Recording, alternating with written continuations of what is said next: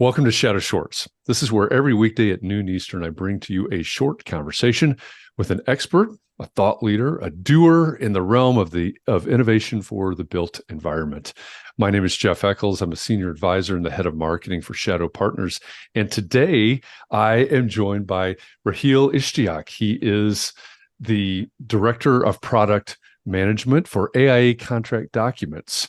And, I didn't tell you this, Raheel, before we went live, but that was actually the lesson for pro practice class this morning. We talked about AIA contract documents. So it's a I little bit love of a it. coincidence, the timing at least, but I'm glad to have you here with me today. Nice. Thank you. Thank you for having me. Looking Yeah, forward to it. absolutely. Yeah, so we've talked a little bit leading up to recording this session today, and we've talked about the importance of customer discovery as it leads to go to market, right? And I love the conversations that we've had. So what I would like to do is kind of crack into the importance of understanding what your customers actually want, what they value. I think is probably the right way to say that, because as we've talked, we could get way down the road, right? And what we think is innovative, but what if nobody cares? I guess is one of my questions. Um, so as you think about customer discovery, and I know you're focusing on some things that you're not going to talk specifically about, um, but in your work, how important is that customer discovery, and what do you focus on as you're preparing products or features to go to market? Sure, sure. So no, I'd like to start with saying one of the biggest challenges I think right now the industry is facing in product management is understanding what the customer wants, really understanding the customer problem, and kind of building that voice of customer feedback loop. I think it's very critical, especially in the day and age that we live in right now. We all know the days of having cheaper money are over with interest rates going up. Globalization is a key factor. There's the days of the West or the Silicon Valley being the powerhouse of innovation are a little bit behind us, and folks are coming out of different parts of the world. They're building things cheaper, they're building things faster. So I think having that customer focus and that customer lens is more and more integral these days, and it's important to really kind of build that life cycle around that. Yeah, all of those are great points. And, we were talking earlier before we went live here that, and we've been talking about the Shadow Partners incubator that we're running right now.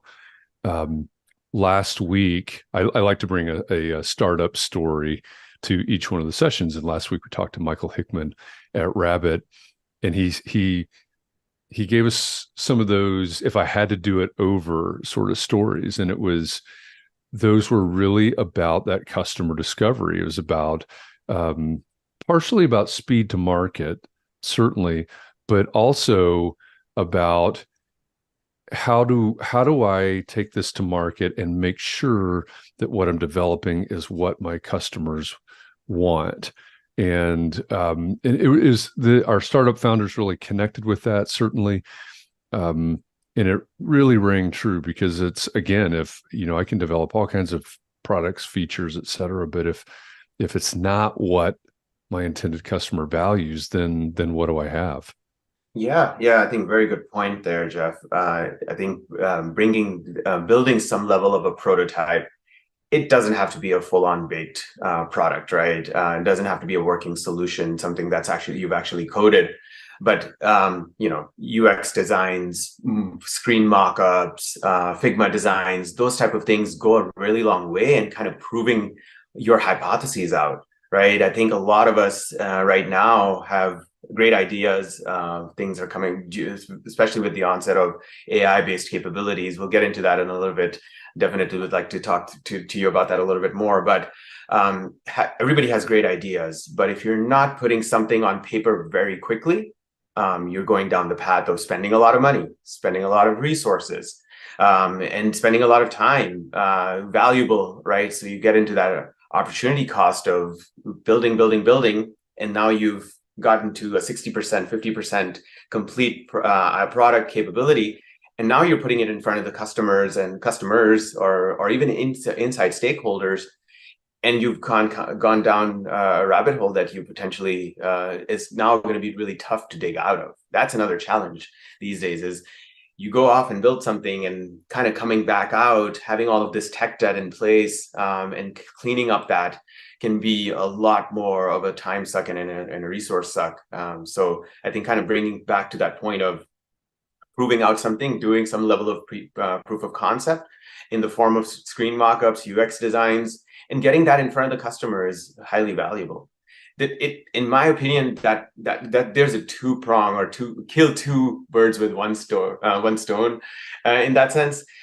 You're building a partner out of a customer, right? You're listening to them, you're making them feel heard, which folks are, I think, hungry for these days, because there is that threat of AI and automation taking over folks' jobs, roles, products, services, whatever, right? But I think kind of building that partner out of that customer is key early on. Secondary, you're also really getting that buy-in from your investors and your C-level. You're showing continued progress. You're showing some level of a roadmap in the form of a phased milestone approach, rather than saying, keep giving me money and I'm going off and doing something with it, and no one knows what the heck you're doing with it. Yeah, that all rings really true. And you mentioned AI and tech debt as well, right? And so it seems to me there's this expectation now that AI is going to be a part of every tech solution that's out there. How are you thinking about that? How are you looking at it? What do you feel when you're looking at the products and features that you're rolling out? Sure. I think it's here, right? Especially over the last 12 months, we all understand the AI is here. It's here to stay, for better or for worse.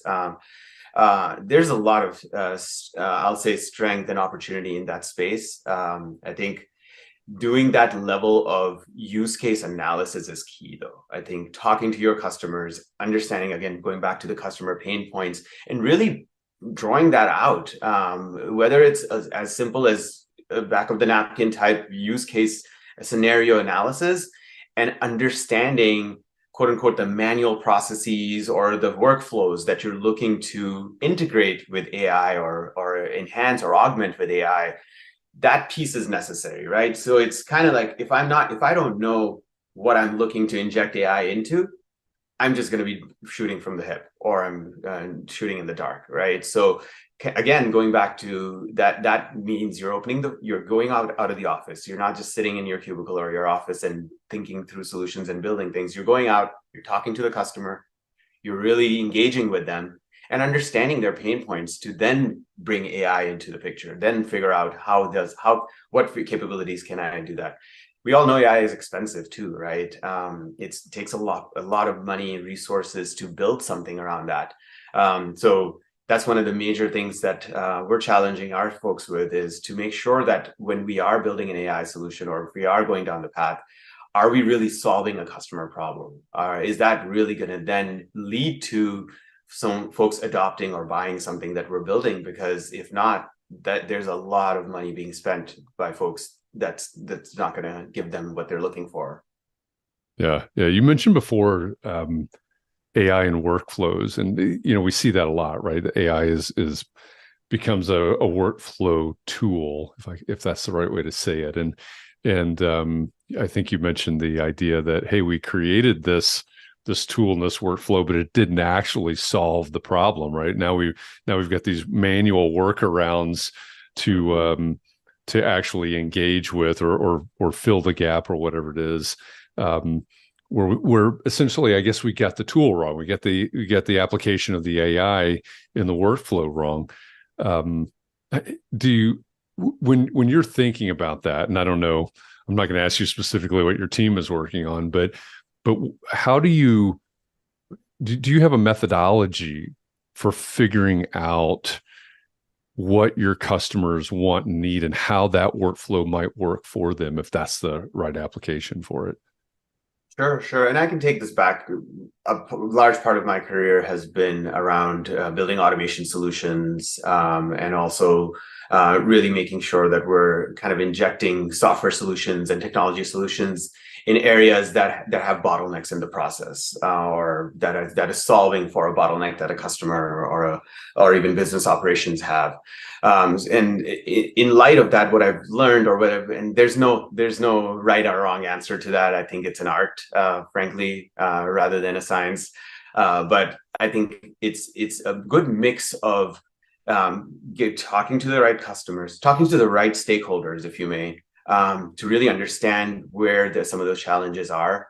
Putting KPIs around it is key. I think really saying, is it a time change? Is a time suck right now? Is there a resource suck? Is there a technology challenge that we're looking to solve? So really, kind of putting that level of key KPIs and success metrics up front goes a long way to then proving out that hypothesis, right? So I think aligning that hypothesis. I think I didn't mention that, but really putting that on paper and making the rounds with it, right? And you may tap into folks that have been with the firm for 10, 15 years, or folks that are brand new because they're giving you a bit new set of eyes. And then, of course, taking that to the customers. So nailing down the hypothesis is key, I think. Making sure you're understanding the problem areas, putting some level of KPIs and success metrics down, and then proving them out, because that's when you're really building that feedback loop, iterative process, right? Bringing in the agile methodologies in place to really put that to work, and failing fast, I think, right? I think there's power in that at times that people shy away from or get scared of. But I think if you, again, build a low-cost, quick prototype that you can quickly iterate and change, and maybe it tells you that you're failing, or you need to tweak very fast and fail fast. At least you've done that up front, rather than you're now going down the path of that same old waterfall methodology, if you may. Yeah, I think that's really important. And one of the things that we've debated a little bit in the incubator, I don't know about debated, that's probably not the right word, but we've talked about a lot in the incubator in this cohort, was when you have that prototype or the minimal viable product, or whatever we want to call it, that we're rolling out, and we're going through this customer discovery process, how many potential customers do you need to get this in front of? It's more than one, right? Mm-hmm. Otherwise it's just you could end up in the situation of having to do, like, I guess, mass customization or something.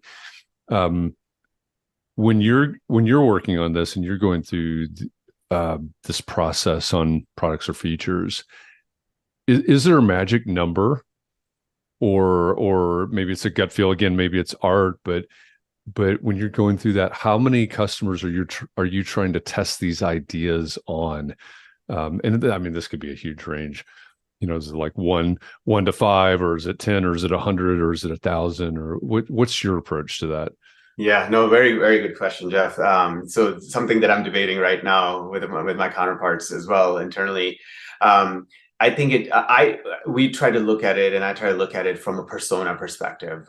So kind of understanding, is it 1, 2, 3 different types of personas that this product or this idea is supposed to target? Understanding the size of the customer, I think, is key at times, depending on the market and the product that you're looking at going to market with. I think it's key to understand the use cases that they might be using or hitting the product with, right? So kind of build. So going back to your question, I think it's a mix of the different personas that you should be tackling. They're the different types of use cases that they'll be using, or the workflows that they'll be using this product or capability for, and their size and their interactions, if you may. I think the last one that I've been kind of keen on understanding is the length of how long they've potentially been in the space. Are they a new customer? Are they an existing customer? SMB versus enterprise? So I know I didn't give you a number, but I frankly don't. I try to not have a number in place. Yeah. I've done that in the past where we've said, 10, 20, 30 customers along across this type of a matrix may be a good slot, but frankly, it is a bit of an iterative process even with this, right? Mm-hmm. So for example, what the guardrails that we've set up for some of our stuff is we'll go talk to a few, come back, analyze. We may need to open it up more. We may have enough of a data set that to make some decisions. But kind of coming up with just that overall guardrail around SMB versus enterprise, new versus existing, how they're utilizing things that existing are in place, that type of thing. Yeah, I mean that's not a number, but I think those are really great points because it's, if we put a number on it, it's 20, it's 50, it's 5, it's whatever. Focus on that number doesn't guarantee that we're getting to the right 20 or 50 or 5. Mm-hmm. But what you're talking about is more likely, I think, to get me to the right people testing, giving feedback, et cetera. So I like that approach. So it's okay that we didn't get to a number there. Yeah. As we wrap this up, and we've covered some great ground in this conversation. I mean, it's the idea of how do we get the feedback before we take it to market is really good. What's for our listeners, for our viewers, depending on which version of this they consume, what's the one big takeaway when it comes to customer discovery as we're trying to take things to market? What do you want to leave people with? Sure. I think key takeaway is get your hypothesis, your idea on paper, really try to craft that pitch or your problem statement, if you may. Have that down as quickly as possible, and then be able to come up with an iterative action plan as to how you're going to kind of prove that out. Whether is it going to be a quick mock-up, whether is it going to be a back of the napkin, how are you really going to be able to quickly prove that out and really poke holes at it, and thrive at that, right? Thrive at uncertainty. We're living in an uncertain time in product management. I think overall it's a great it's a good place to be in product management, but you lose a lot of hair if you're not okay with uncertainty. So I think kind of having that hat on and understand that your hypothesis may have been incorrect, but then you can course correct very quickly because now you've talked to the customers, now you've shown them something.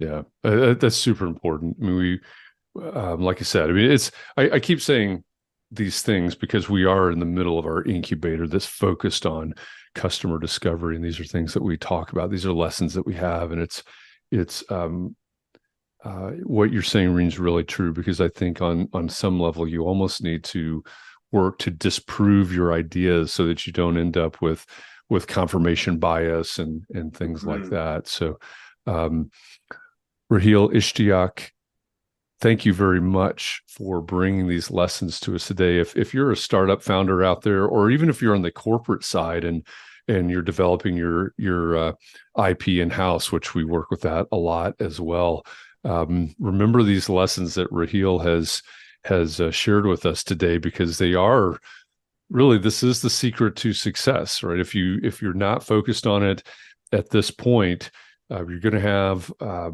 lot of trouble down the line. I always say that it's like, I would hate to take something to market and find out at that point that nobody valued it, rather than going through the process that Raheel is talking about. So thanks so much for sharing these lessons with us today. Thank you, Jeff. Yeah, absolutely. This has been Raheel Ishtiaq. He's Director of Project Management at AIA Contract Documents. I'll be back tomorrow with another Shadow Short, another short conversation with an expert, a thought leader, or a doer in the realm of innovation for the built environment. Until then, thanks for listening. See you tomorrow. Thanks, everybody.